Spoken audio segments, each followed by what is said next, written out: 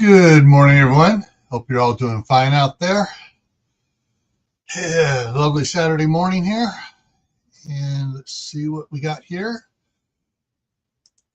All right, first one in was Phalen Clan Wolf, followed by Troop 1351. And they've been chit-chatting there. And we got at least several others out there lurking, because I can tell by the numbers up over here in the corner. And so I just want to remind everybody, at least check in and say hi to everyone here. All right. Let's see. Let me get the other thing up here real quick. There we go. And must have been a troll, because two numbers just suddenly dropped and disappeared. So sorry, trolls. You can't just come in here and talk smack. If you want to say anything, you got to subscribe. All righty. Hang on a minute. Wait, let me get back down here. Before we kick this off, I've got some announcements to make. For the next coming week, everything is going to be starting at this time in the morning. There's some issues going on with my one grandson who's autistic, and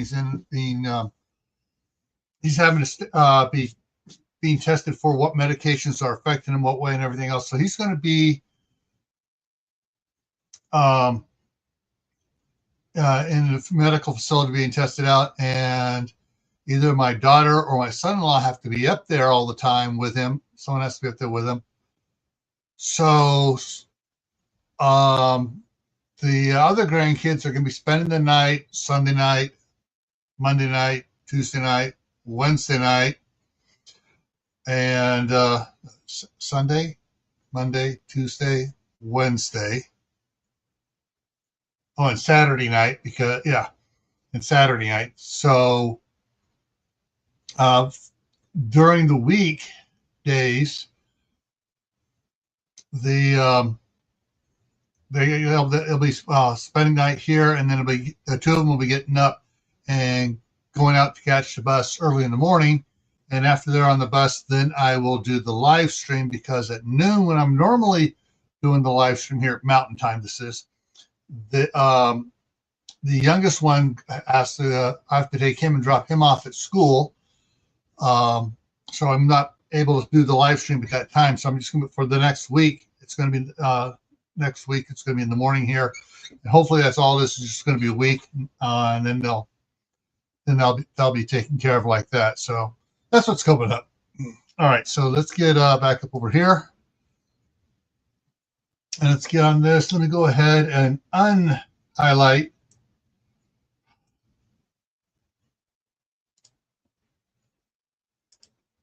Okay, no, there we go. And we'll pick up right where we left off here. All right.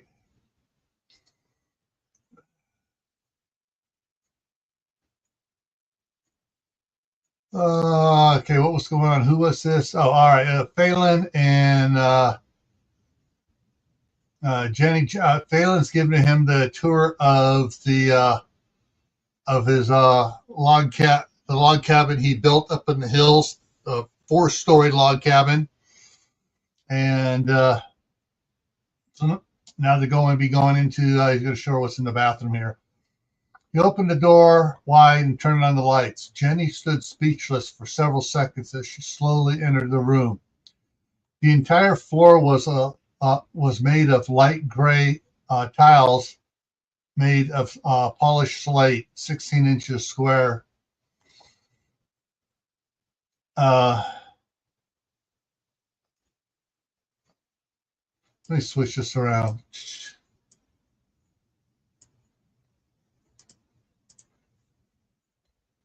Yeah, there.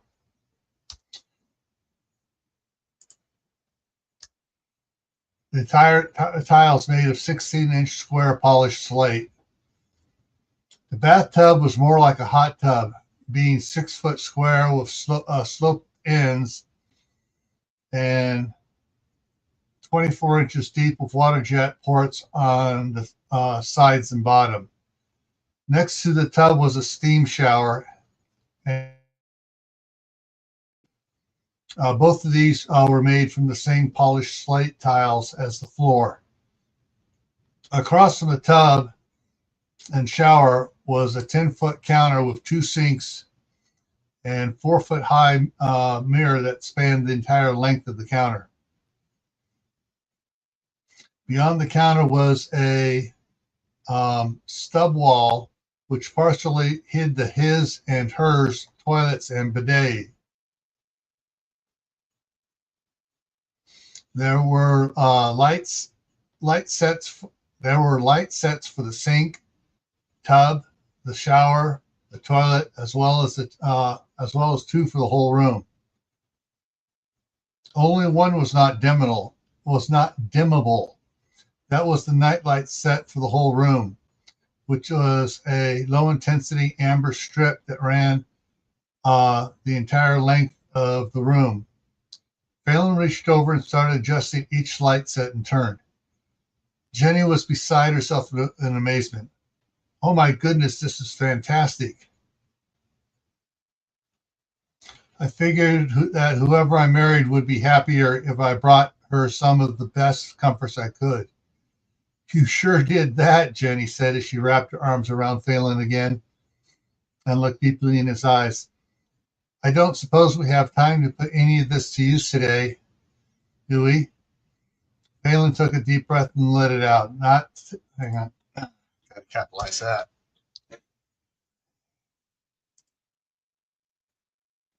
All right.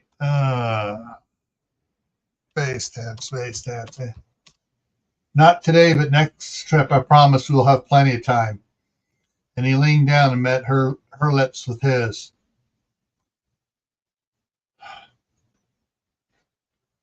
The community center barn that was between the main house and the RV pads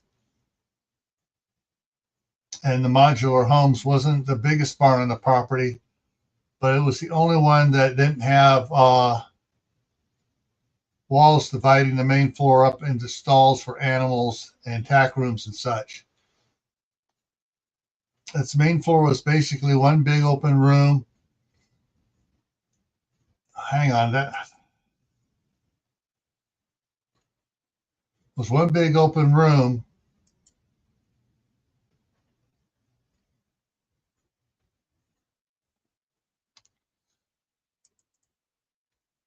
where they would, that sounds better, where they would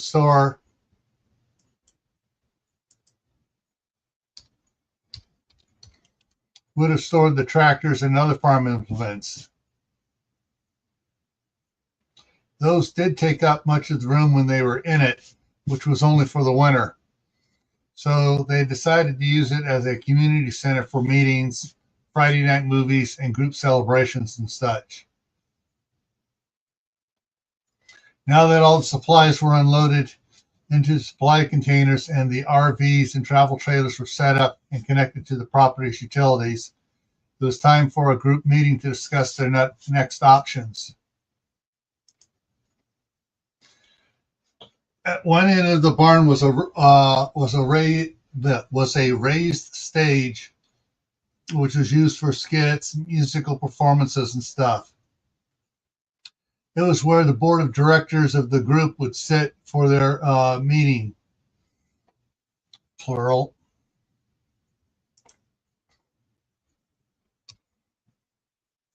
Depending if everyone was here, they could fit half the group on it. Around, hang on, depending if everyone was here.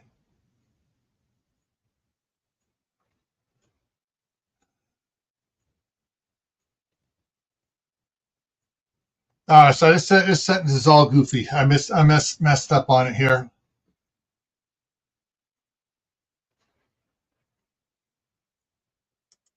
And you fix this. 1, 2, 3, comma.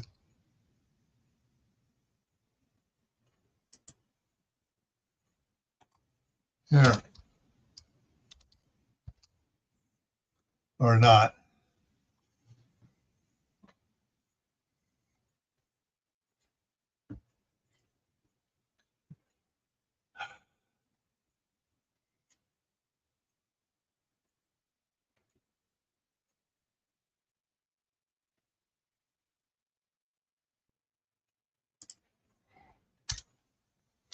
Let me go ahead and redo this.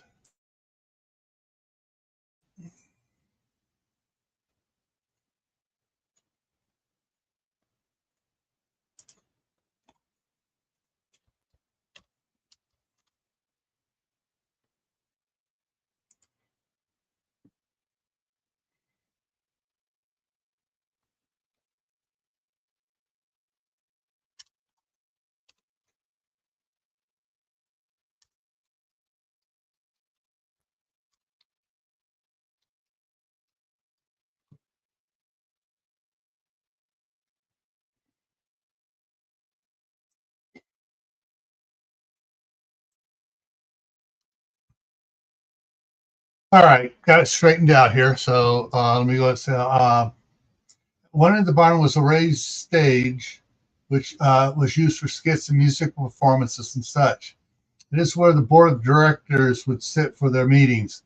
Depending if everyone was here or not, they could fit up to half of the group on it, seated in chairs. Today, there were too many to do that, so they set up two 8-foot folding tables with 8 chairs behind them on the main floor, with several dozen folding chairs fanning out and a half circle before them. The board of directors of the board. Hang on a minute. I thought I had fixed all that.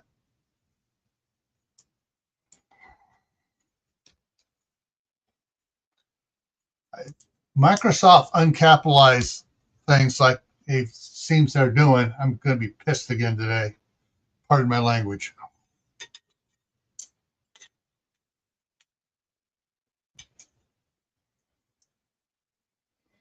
The board of directors of the group was made up of Max Young, Prepper Group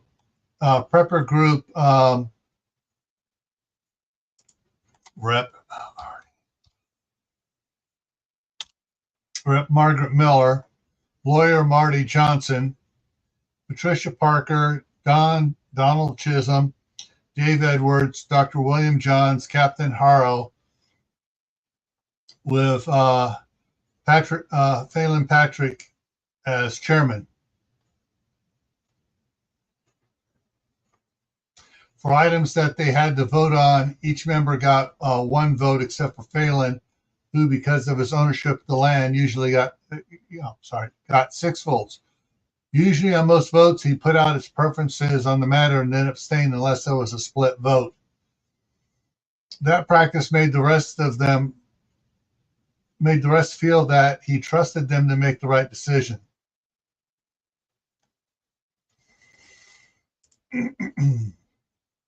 Today, only some of the members were here, that being Max Young. Hang on here. Did I mention? Yeah, Marty Johansson, Patricia Parker, Donald Chisholm, Dr. Johns, and Phalen Patrick. By consensus, they decided to have a group meeting to plan out who was going to do what and what other supplies they needed. Phalen heard what Lisa had done and asked her to give a report on what she had logged for supplies and what she thought they still needed to get.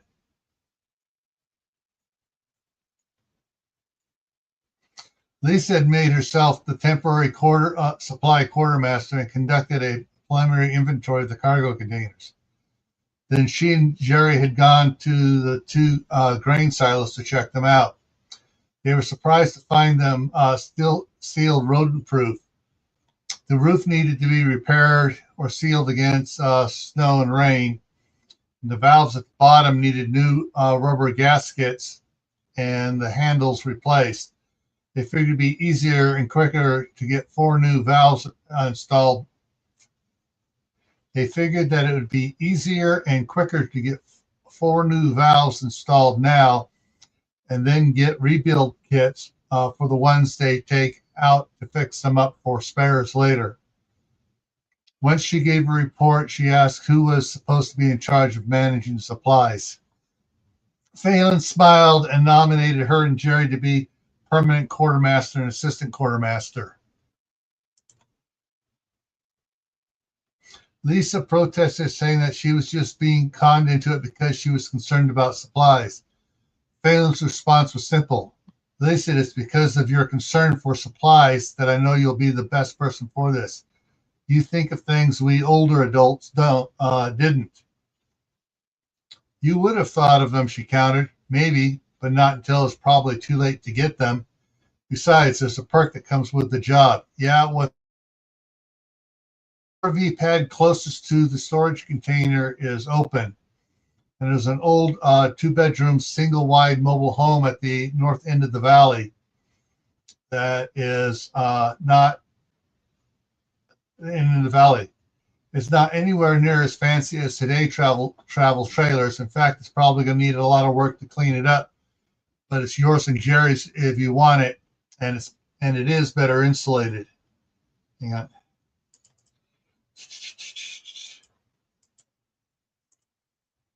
Deal, she shouted. Then she turned a little red from embarrassment for the quick outburst.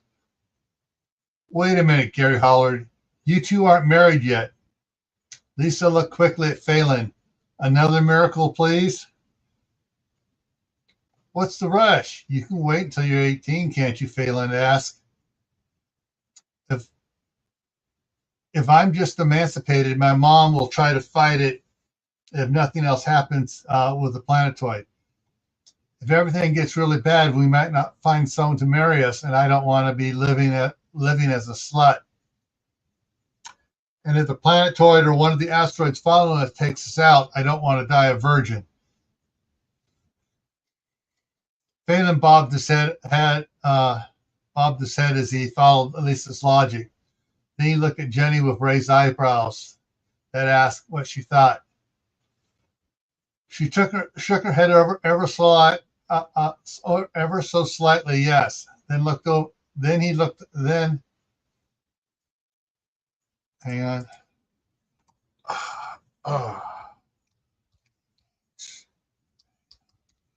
Then Phalen looked over at Gary, who said,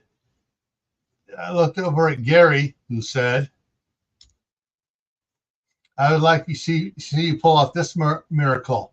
Are you sure about that?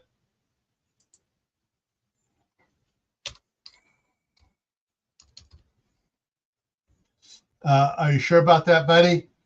Phalen asked Gary. Go for it, Gary said, smugly thinking that Phalen couldn't possibly pull it off. Andy? He's 16 and she's 15 and a half. I don't think you can do it. Can I try?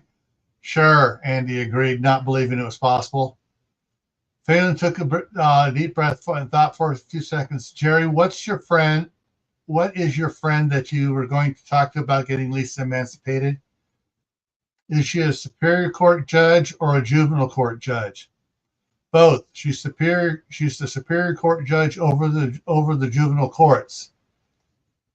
Do you think you can get her to approve the marriage?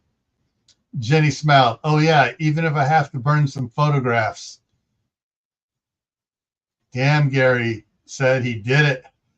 Wait, what about Mary? She's going to kill me. And then you and you and you.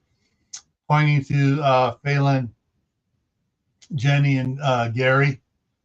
We'll worry about that tomorrow, Phalen said. I only do 2 miracles a day, which brought more laughter from most in the barn. Then he turned back to Lisa. Okay, quartermaster, what do you think we need to get first? Lisa thought for a moment, then answered. First, go get or order replacement butterfly valves for the grain silos and repair kits if we can find them. Second, we need more cargo containers. At least 1 more for each family. 2 would be better, but 1 will do. Third, seed stock, not the commercial stuff, but hang on, let me fix this. But what was the type you said, Mr. Chisholm? She asked, looking at Donald. We want heirloom seeds, not GMO or commercial hybrid seeds. Yeah, heirloom seeds for peas, beans, wheat, oats, rye, squash, and such for human consumption, and alfalfa, sorghum, and other grains, and and other animal grains. Does anyone know if we can grow cotton here? What about flax? We need enough for at least 2 years worth of planting so we can harvest seeds for the next year's crop. Fourth, more medical pharmaceutical supplies.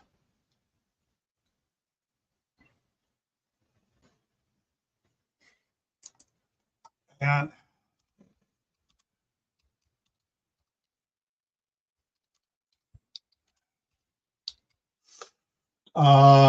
we need to recruit a pharmacist if we don't have one. I know we have a couple of doctors, but they don't make the drugs. Fifth, more freezers, more pressure canners, a lot more jars, cases of lids and rings. A lot of lids. A lot of lids. Rings are reusable. Lids are not. Are not. She flipped through her notepad.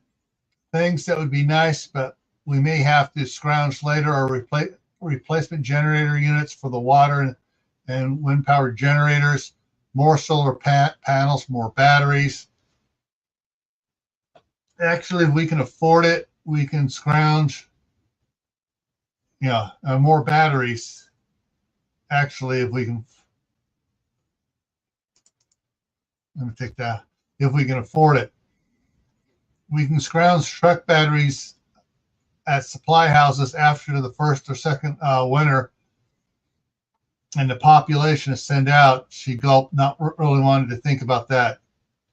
What else? Jenny asked to get Lisa's mind off of the die-off. A lot of bulk cloth for making clothes, heavy-duty cloth, no polyesters or wimpy stuff like that. We need cloth that'll hold up the hard work. Heavy-duty sewing machines for hang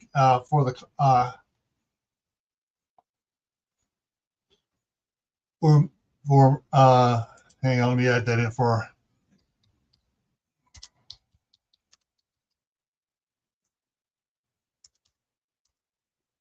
making the cloth into clothing. We will have to salvage clothing from stores in a couple of years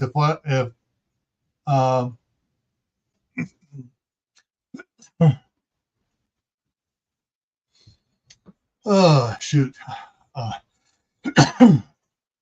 We will have to salvage from clothing stores in a couple of years if I'm reading this right. She took a deep breath and blew it out. This list will change priorities every couple of days or so as I get more information and we get more supplies. Then she laughed. 3 days ago, I would never thought I would become a member of those crazy survival nuts, but now I am, and really getting into this. Thank you all for your help and information. I will type this up and send it out to everyone. Sounds good, Lisa. Thank you. Phalen said, does anyone else have items they would like to add to Lisa's list of top priority items? Everyone shook their heads no.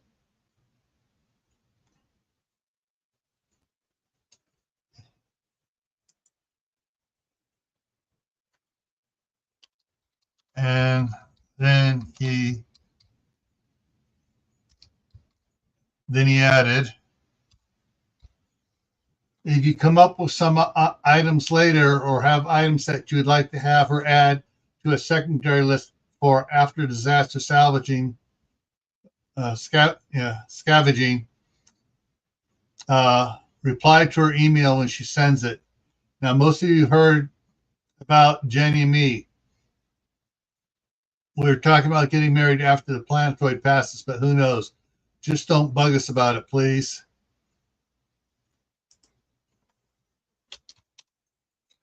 And now for the next.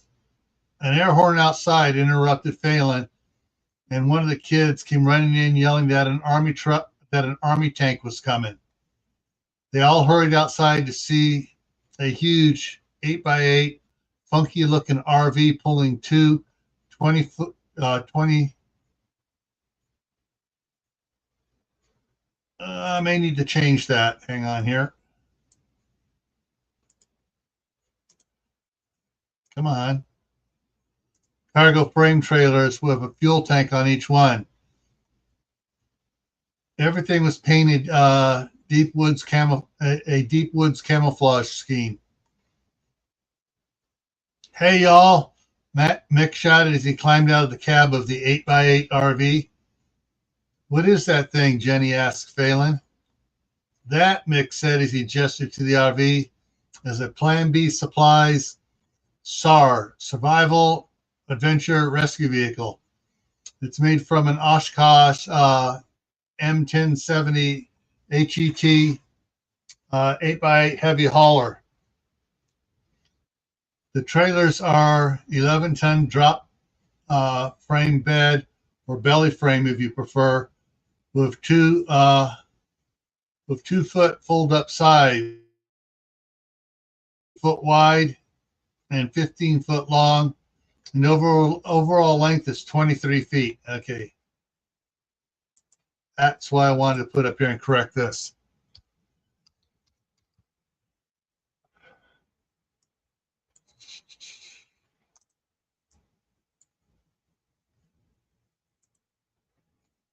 There we go.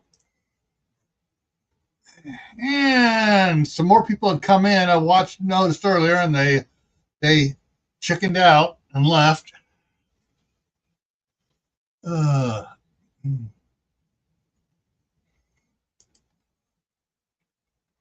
As you can see, they have just 2 axles, one front, one back, so they are quick to hook and unhook. The front axle is the steering axle, so it can be moved around with one of the farm tractors. The cargo frame tanks are 20-footers and had to sit on the shelf ends of the trailers.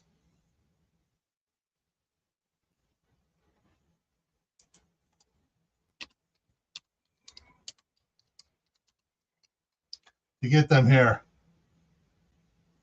He turned to Phalen. But the trailers are moving stuff around here, and those, he pointed back down the road as 2 more massive trucks and trailers came into view.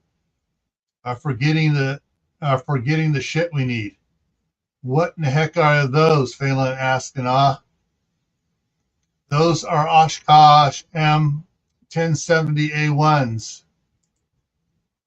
1070A1 6x6 heavy haulers with Cozad 5-axle 54-ton capacity trailers of a 65-foot deck. So now we have 8 of these fuel tanks. Hang on. I'm going to switch this around here a little bit. I don't want to drop that there. Just want to take it there. And put a quote there.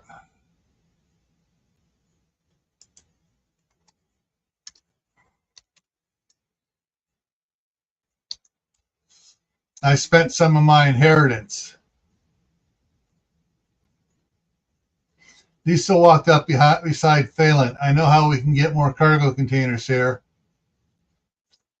I know what you're thinking, and I agree. Mac said with concern, who's driving the other trucks? That's Mike and Joe from Plan B Supply. Dan will be along in a moment. He stopped to close the gate. Mick, no one's supposed to know about this place. Phalen glared at Mick. Don't worry, I checked them out. They're going to be delivering more equipment throughout the week. And besides, they got their own retreat.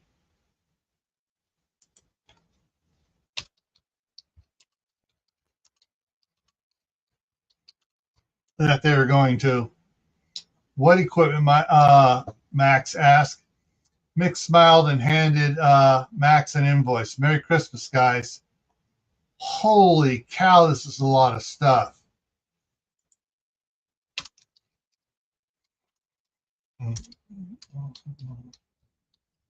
Max exclaimed. All right. I see we got a couple more people that came in by the numbers up here. Please check in and say hi, guys or gals.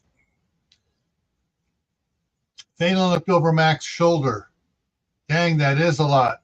Hey, Lisa, check this out. Lisa walked over and Max handed her the invoice. Wow, this is great. I'm not sure what most of this is, but what I do know is great.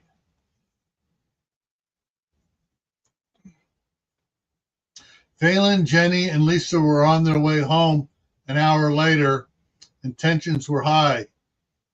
After Mick had shown up with all the equipment he bought for the group, they had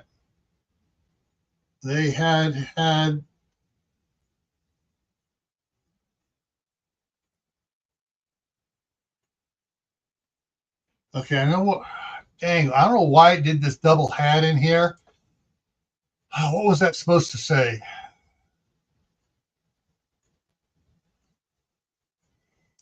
Take one out just to see what it does.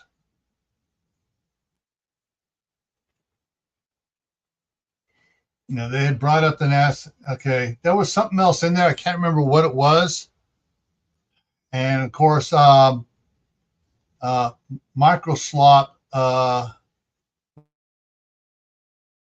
when it moved from the older computer with the good version of Microsoft Office on it to this one here, which has the newer one with all sorts of problems in it.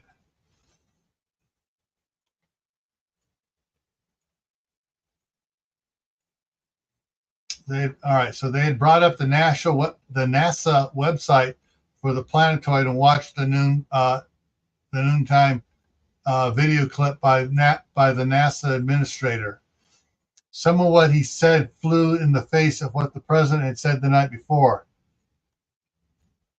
The planetoid's trajectory was not stable. Hang on.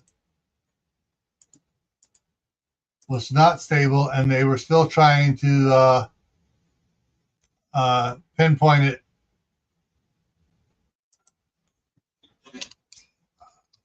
Pinpoint it down. The planetoid would possibly come as close as the moon's orbit. The moon, however, would be directly on the opposite side of the Earth from the sun. So even if the planetoid were to pass by within the moon's orbit, it would not come into contact with the moon. Oof, sorry.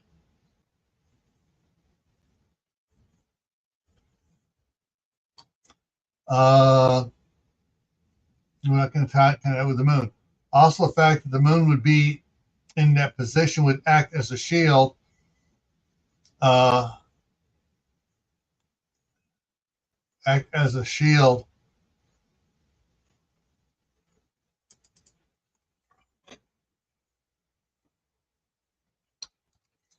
for any asteroids, plural, any asteroids that have been knocked towards the Earth. He also said they had not yet found definitive where the planetoid came from because it was hiding behind Jupiter as it entered the solar system. And as it passed by Jupiter, its trajectory changed due to Jupiter's gravitational pull. The planetoid's trajectory could change again when it went through the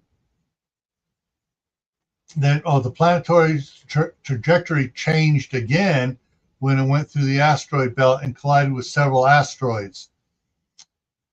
The thing that worried them the most was when he said that as the planetoid passes Mars, its trajectory could change again, and that would be in 5 days. To the group, it was the changes in the planetoid's trajectory and the statement that the moon would be in position to act as a shield for any asteroids coming towards the Earth that concerned them. First, because they didn't know if the changes in trajectory would put the planetoid on a collision course with the Earth or not. And the second, that there were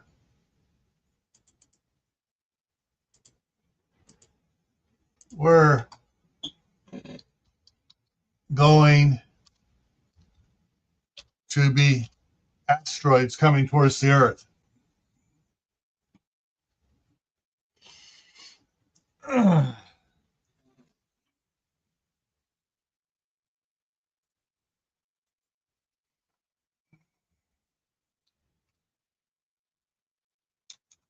Hang on.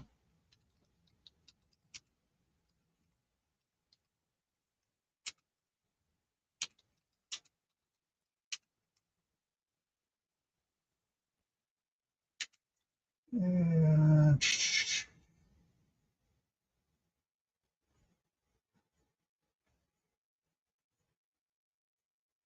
just trying to find something here real quick here.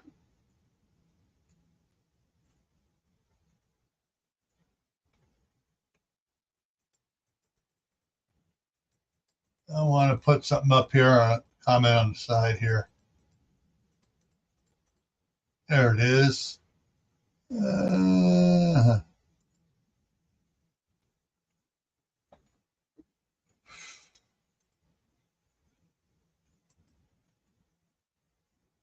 There it is.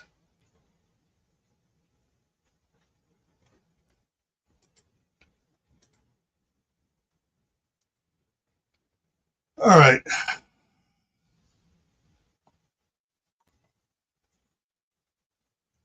It was that uncertainty that had them on edge. How would they prepare to survive a collision with a planetoid or multiple asteroids? And no matter how small most of the asteroids would be,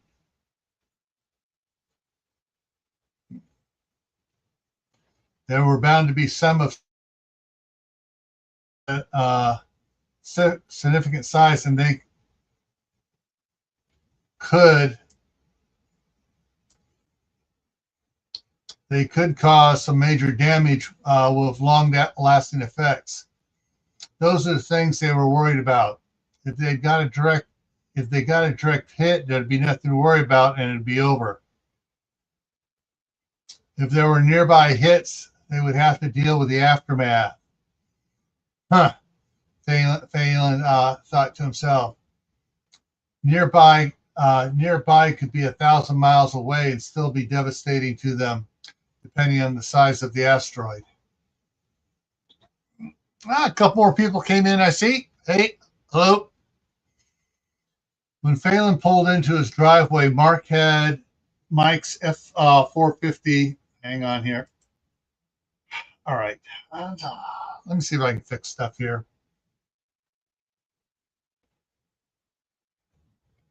I'm going to have to do a massive search here. Hang on a second here. F250. Okay, there's just one left here.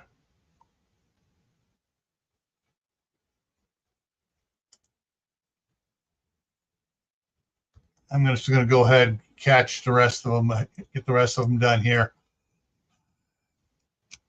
F450, no matches, good. F550, no matches. 350, no matches, good. Looks like I got most of the others fixed up already. F650, no matches. Okay. No,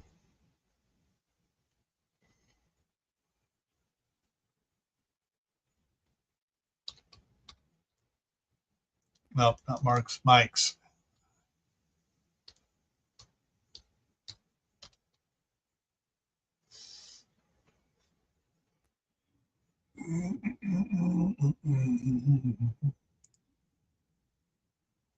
There we go. When Phalen pulled into his driveway, Mark had Mike's F250 backed up to the garage and was unloading it into the Parker's 2-axle trailer.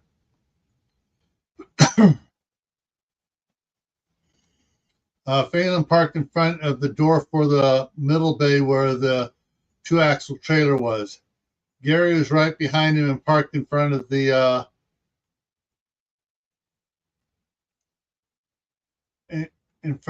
right side bay door. of the that side.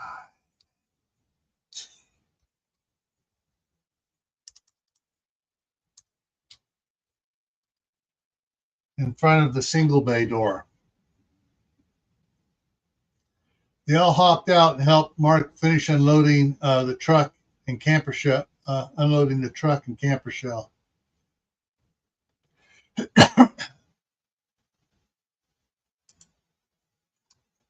Hang on here.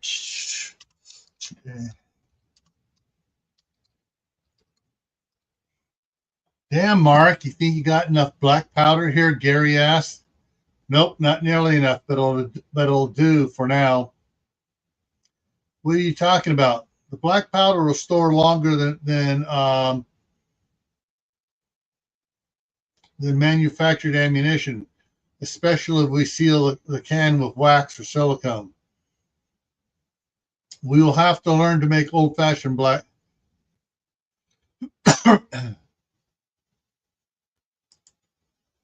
We will have to learn how to make old-fashioned black powder, but this should get us by, hang on, until then. The 1, 2, 3, 4. Until then, I was able to get 6 muzzle loading rifles and 4 ball and cap pistols. We need to find more of both. I was also able to pick up a dozen bows and 4 crossbows with a couple hundred arrows. We need more of those as well. And the pharmacy items, Lisa asked, I got about 90% of what you had on the list, plus a bunch of cold and cough drop, plus a bunch of cold and cough stuff, as well as allergy stuff. Wow, Lisa said. She quickly pulled out a pocket notebook and began taking notes. I ran into an old high school friend who's now a pharmacist. She asked me if I knew of any not so weird survival groups and that might be looking for a pharmacist and their family to join them. We talked for a while about what she considers not so weird and what supplies she had. And do you remember? And Phalen, P-H-A-L, Phalen asked. Ah, 225E's in here.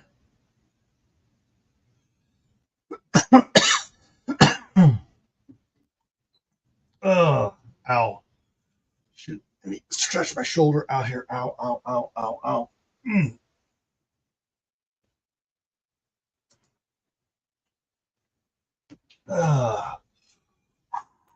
Mm.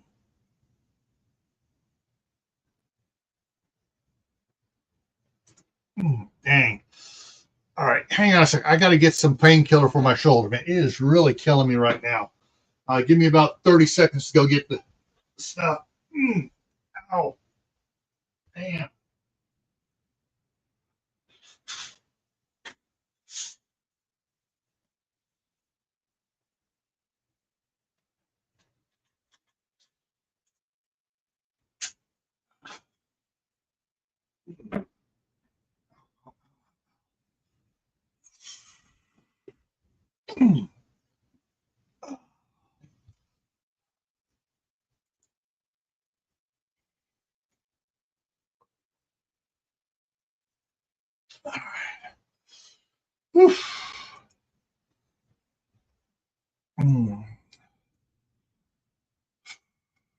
All right. All right. Do you remember summer between our junior and senior years? The time we went over to some of my friends' parents' houses. Parents' house, and the mom got on your case because you wouldn't use her first name. Vaguely, that was Annabelle Adams' house. Oh yeah, comma. Annabelle was going steady with Phalen snapped his fingers as he tried to remember. Sam Worthington. Right. Well, they got married, and they have maintained 3 years worth of food that they've been rotating through. A portable water filtration system that they take camping 3 times a year when they go hunting. They both bow and rifle hunt. They have 3 kids, 3, 5, and 7, 2 boys and a girl. I called Captain Harlow, and he went over and talked to her. He says he thinks that they will pass the final check, and will call you tonight when it's done. I hope she passes, Phalen said wishfully.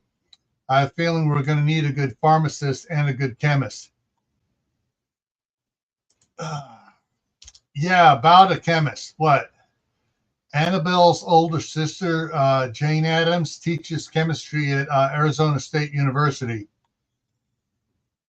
Mark said as if he were walking on eggs. And Phalen asked, not sure he wanted to hear the answer. Annabelle wants her to come too, but I told her that she couldn't ask Jane until Captain Harlow passed her off and did her sister's background. Is there anything that'll send up a red flag? Mark sighed.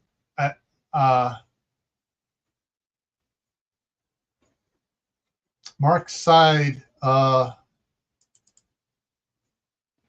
Hang on, this is not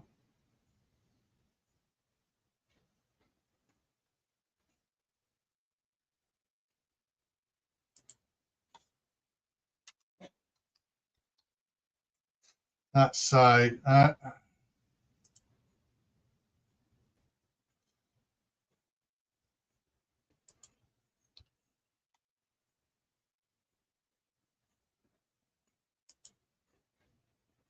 Hang on, let me change that.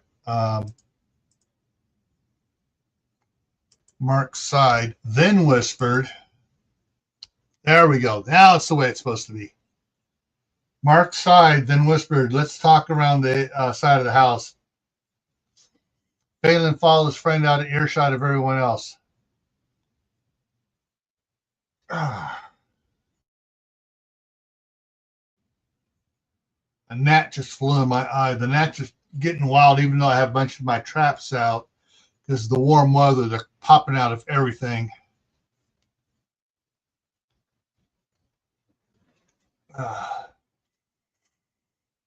Out of earshot of everyone else. When Jane was a junior in college, we had a 6-month relationship. So that was 9 years ago, Mark groaned. So you were 16? Almost 17, but yeah, 16. But still a minor, Phalen grimaced. Yeah, a stupid minor. I had fake ID saying I was 19. With your beard, you look 21. The problem is, I don't know how she reacts when she finds out that Doug's there. You see, Doug caught us and told her that I was 16, and he threatened to call the cops on her if she ever saw me again. Sounds like the problem might be with Doug more than her. Well, Doug verbally berated her pretty badly, Mark huffed. Oh, Phalen said. Does your pharmacy friend know any of this?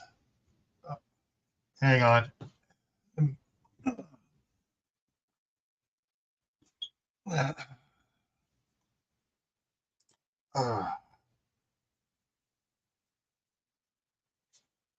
All right. There you go.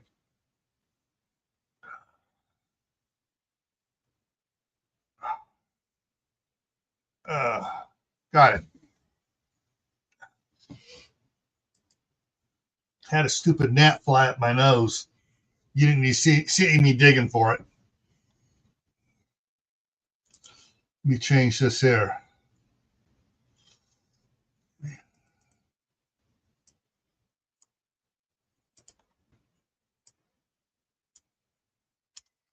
Does Annabelle know any of this?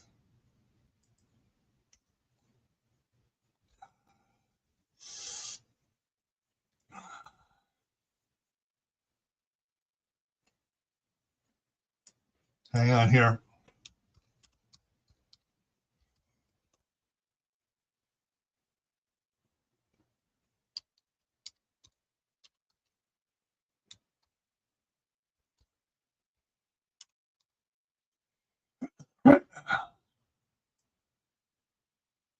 Let me change this around.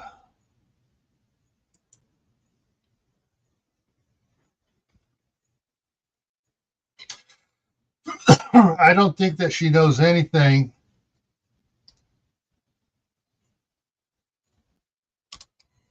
At least, LEA, at least she didn't act like she did.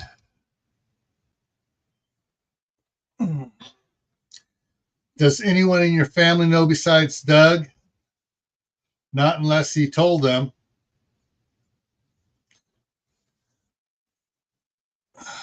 Well, the only way around this is for you to, hang on, talk.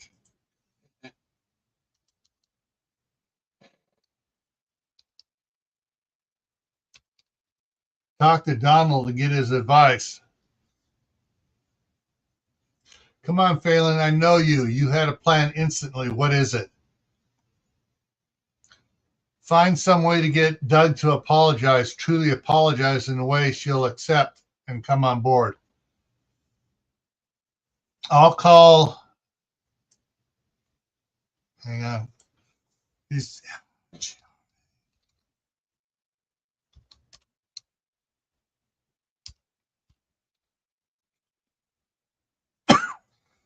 Let me get it right. I'll call Grandpa Don and get his help to do that. Is there going to be a problem with you and her? I don't know. I might, she might, shit. Maybe it's a good thing I'll be at the West Line Shack. Well, call Donald and see what he can do. I'll meet with Thomas and Annabelle tonight after I meet with a couple that Hannah wants me to meet with.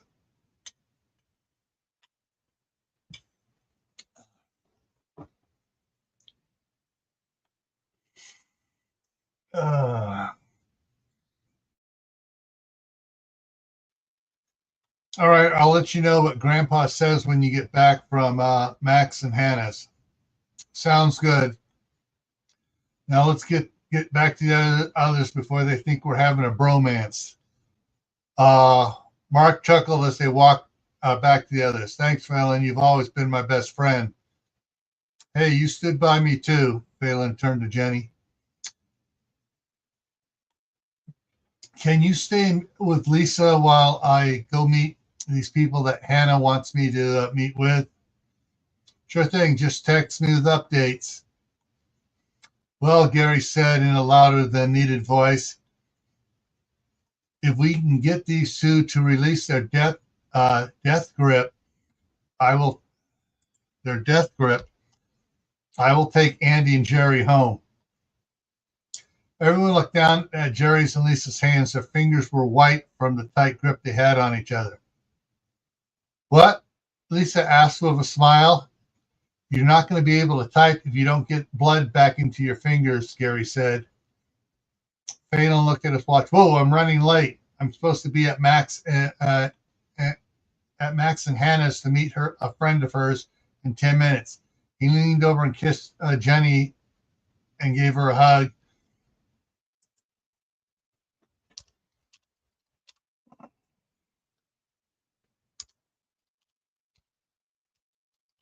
Then hurried to his truck. T-R-U-C-K. Period. Oh, man, arm's killing me. Well, I got a couple more people in there. All right. Phalen had questioned the Browns for 15 minutes and liked their answers so far. He'd cover what sort of supplies they could bring with them, what equipment they had available. He drilled them on what their skill assets were, what they were, what their medical condition, what were their medical conditions and such. Then he asked what they did professionally and to see their tax returns. Sandy was an Herbalife distributor with 60 some sub distributors. Hang on. Under her. Henry was a little anxious about stating what he did for income. He said that it wasn't illegal and asked that they not hold it against him. When Phalen and the Youngs agreed, he finally stated that he works for Strum Ruger and Company as a senior wholesale representative. Phalen fell out of his chair laughing in tears. Max was also laughing, but was able to maintain his seat. And Hannah just chuckled and smiled as she patted Sandy's leg. Henry was looking very perplexed at Phelan's reactions. I don't get it, Henry finally said.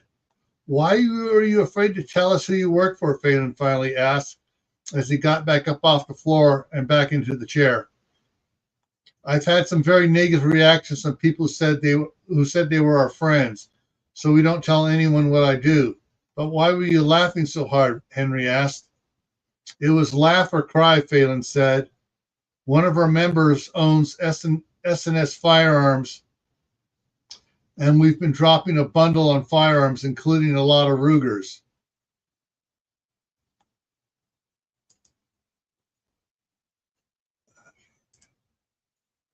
Shit, Henry said disgustedly. Damn it.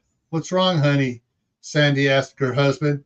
I could have gotten them some great deals and made them part of the promotional earlier this year. Damn it.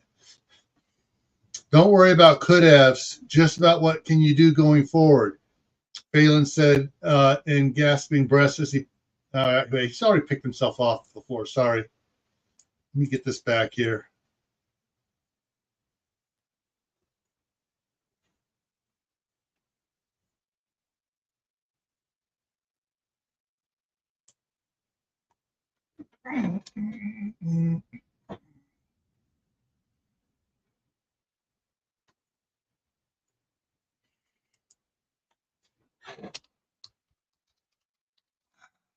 ENCOU. Yeah. Phalen said with an encouraging tone. All right.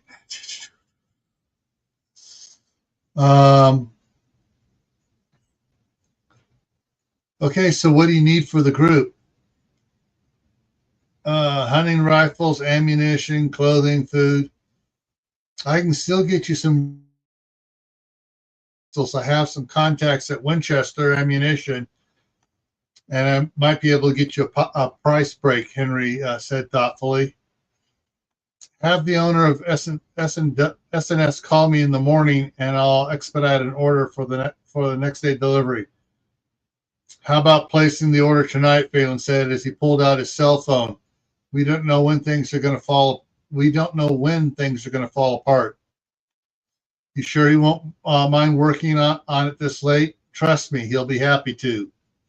Phalen smiled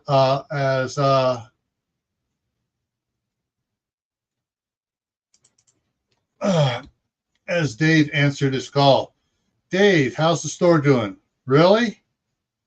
Well, we have a new member for the group and needs to talk to you about an order. No. The other way around. He works for Strum Ruger as a wholesale representative. No kidding. His name's Henry, and he's right here. Let me hand the phone to him, and you two can get an order in. Phalen handed the phone to Henry.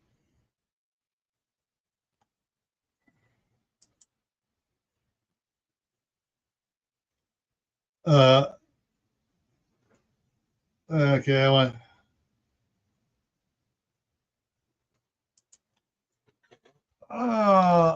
Henry. Okay. Oh.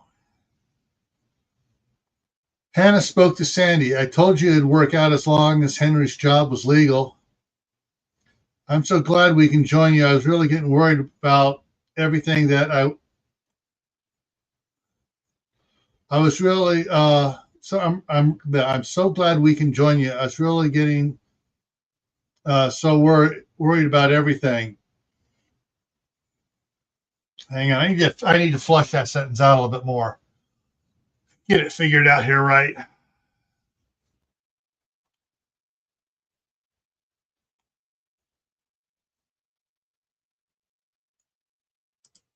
Let me go and put that down.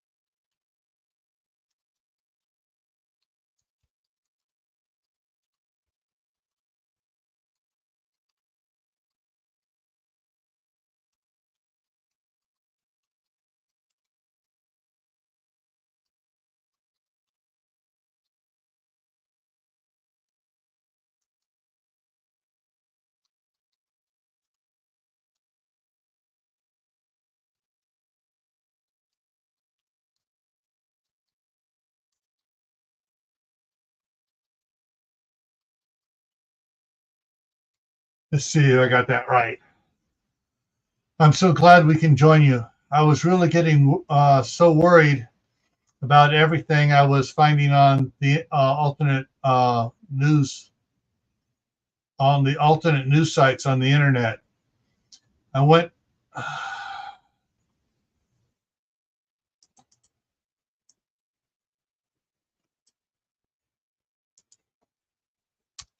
Change that around. Today I went and bought a 26-foot toy hauler besides our 30-foot Airstream. Uh,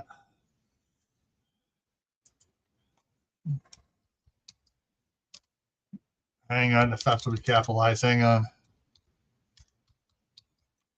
Just so we could get out of the area before the crazies started riots and stealing things.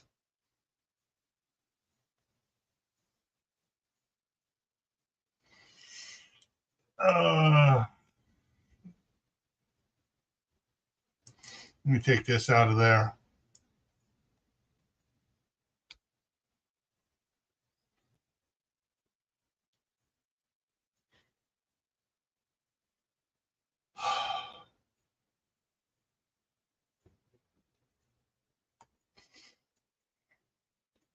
Max and Hannah can bring you up to speed on the lake and the housing arrangements, Phalen said as he stood up. They'll also give you the group email and work with you on moving any equipment and supplies up there. Thank you so much for allowing us to join your group, Sandy said as she clasped Phalen's hand enthusiastically. Is there anything else you want us to get to bring up there? Phalen thought for a second, then answered with a grin. If you hang on here.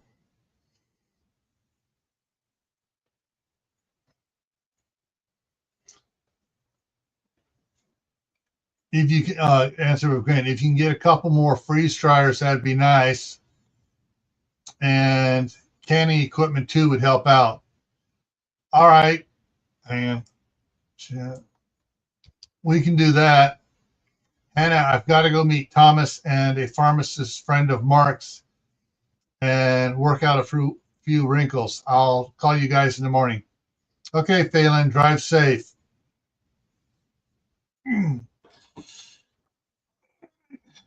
Got several more people in here. How you doing?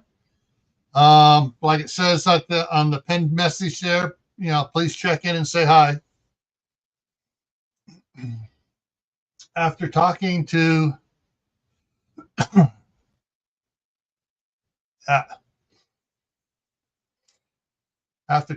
to uh, Mark on his cell phone, Phalen pulled into the Burger King parking lot parked next to Thomas's AHP cruiser. That's Arizona Highway Patrol cruiser.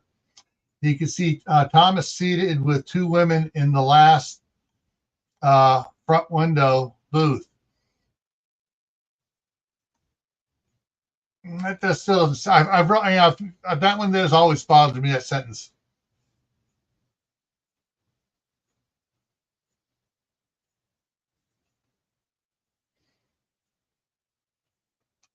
Furthest. F-U-R-E.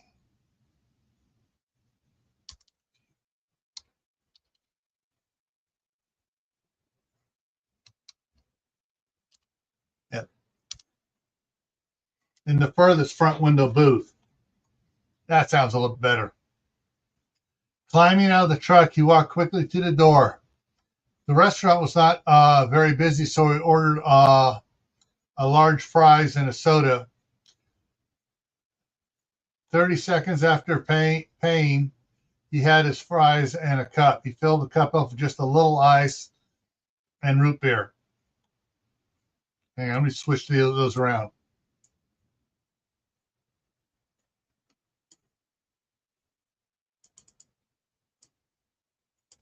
With root beer and just a little ice. He grabbed a straw and headed over towards the booth. Hi, I'm Phalen, he said as he slid in next to Thomas. Hi, I'm Annabelle, the one next to the window who had light brown hair, said, and offered a hand. I'm Jane, the dark brown-haired one said. I'm glad to meet both of you again, Phalen said as he shook both their hands and picked up the folders that Captain Harlow had placed in front of him and started scanning through them quickly. He read Annabelle's and placed it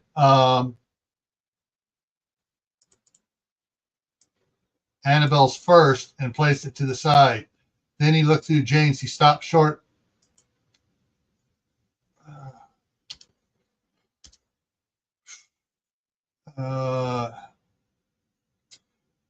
He stopped short when he saw that she had an 8-year-old boy named John, and the file said father unknown.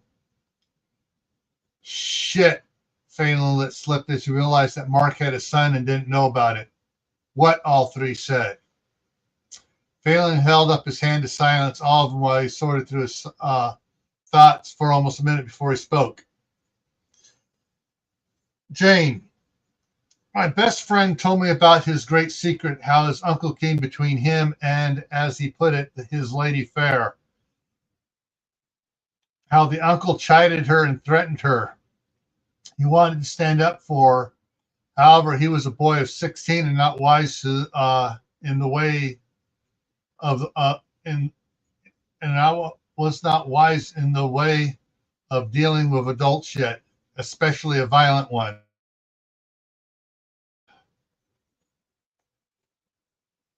Hang on, I need to change that. He and his lady fair never saw each other again. He has never loved another, and even though he believed that she hated him, and even though he believed that she hated him for not coming to her rescue, he still loved her for many years. Loved? Jane asked. Well, he doesn't know what he feels right now. He's all torn up inside with guilt and is struggling to find a way to make amends for his uncle's act and his own lack of acting. Phalen looked into her eyes. He wonders if she told her family what happened. if they even knew of her lover, or whether she hid it like he did, each to protect the other. Until tonight, he has kept the secret all these years. He only told me because he says I'm his best friend and he believes I can solve this problem for him. I can not, Phalen said slowly and sadly. I can only offer suggestions. So suggest.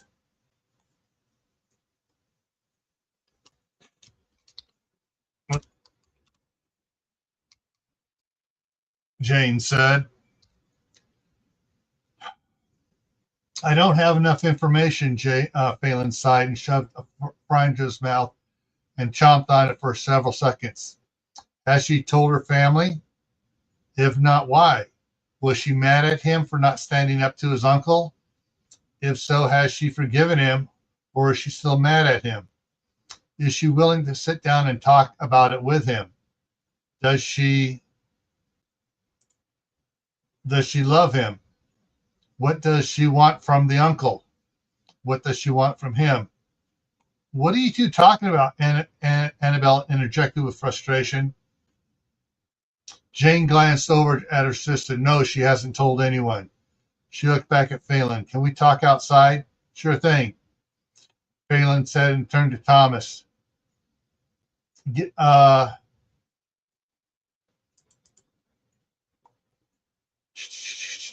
Hang on.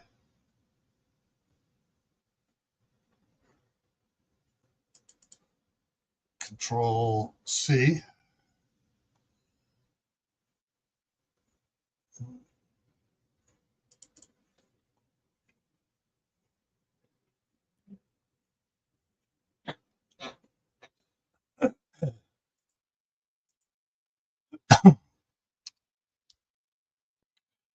Turn to Thomas. Give Annabelle the rundown on our medical staff and show her Lisa's in-stock list and shopping list. Get a list of items she thinks that we need to get, and we'll be back in a few minutes. Jane and Phalen got up and went out the side door by the play area. Annabelle looked on dumbfounded. So Mark told you about our indiscretion? No, he told me about falling in love and wanting to protect you from jail. It was a stupid thing I did. A 16-year-old boy. God, was I stupid. You thought he was 19, didn't you? Yes, I should have known better. I was 20. He had a driver's license stating he was 19. How could you have known? I don't know. But you loved him, didn't you? Yes, she said softly, very much so. I don't think they can charge you of anything. He looked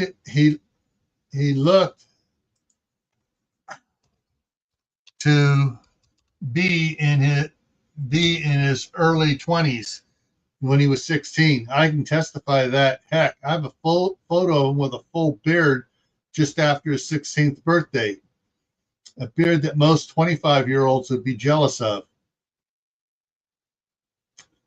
I know he lied to me about his age, but that's not why I was mad at him for a while after I found out. Why?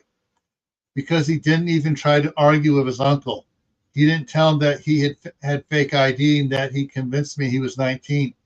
He just stood there with his head hanging down and refused to look at me. His uncle had beaten him before, and he was afraid of him physically and what his uncle would do to you if he challenged him. Oh.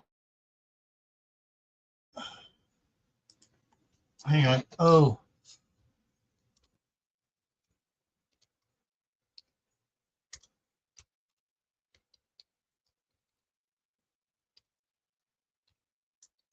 I didn't know that. He's afraid of what it'll do to you when you see his uncle again. His uncle's a jerk, and I know that now. But he's a jerk with the power to get me locked up. That was 9 years ago. Surely the statute of limitations has expired. Do you think it has? Jane asked hopefully. Let's see. Phalen pulled out a smartphone and did a search. Damn it, what? Damn it, what? Arizona doesn't have a statute of limitations on having sex with a minor. We never did it in Arizona. We were in Utah. Duh. Boy, am I stupid. Of course you were. His grandparents were the only one on the ranch back then. He was living in Cedar City at the time. You, hang on here.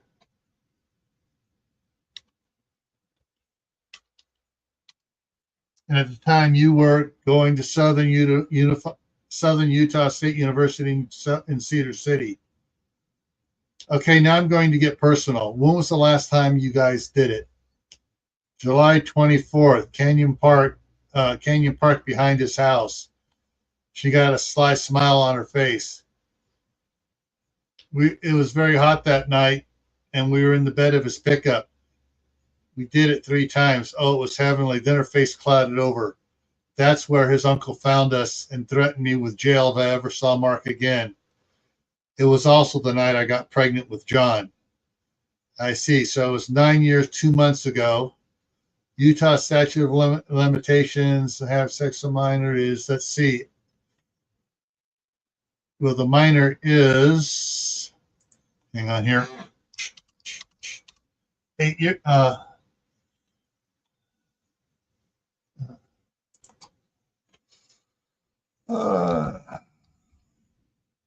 Let's see. Utah statutes of the limitations for having sex with a minor is 8 years. You're definitely in the clear. So what do you want to do? I'm not sure. I would like to come to the ranch, but I don't want to confront Mark's uncle just yet. I need to get my head on straight before I talk to Mark. Well, Mark works for a neighboring cattle ranch, and will be working up in their west line shack for the winter, so you won't see much of them once he heads up, unless what? Unless you have a real mild winter, and then you can borrow one of the ATVs and drive over and visit him. She smiled and chuckled a little. Maybe. We'll have to wait and see. I told Mark to ask his grandfather for help in dealing with his Uncle Doug. Doug, so that's his name.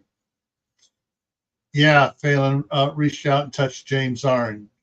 Just so you know, I get along great with everyone in Mark's family except Doug. He's always rubbed me the wrong way. But that's a story for another time. Anyway, Mark is telling his grandfather everything. Everything. Well, everything he knows. He doesn't know about John, does he? She asked carefully, not knowing if he had somehow found out. No. He stayed away from you so Doug wouldn't call the police on you. I guess I better tell Annabelle about this, Jane sighed. I need to let Thomas know there's nothing to worry about, that there is not, that let Thomas know not to worry about any of this. Thank you, Phalen, for being Mark's best friend and helping me work some of this out. I'm just being selfish. We need a good chemist at the ranch, and I want to keep my best friend. I'll join up and be your chemist. Just keep Doug away from me. Deal. Let's go back inside.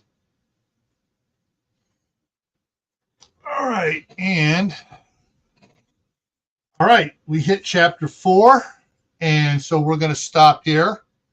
Hang on a second here. Let me get this highlighted here so I can show where we're at here. Get that up there. Save that. Switch me down here. All right, so that's what we're going to wrap.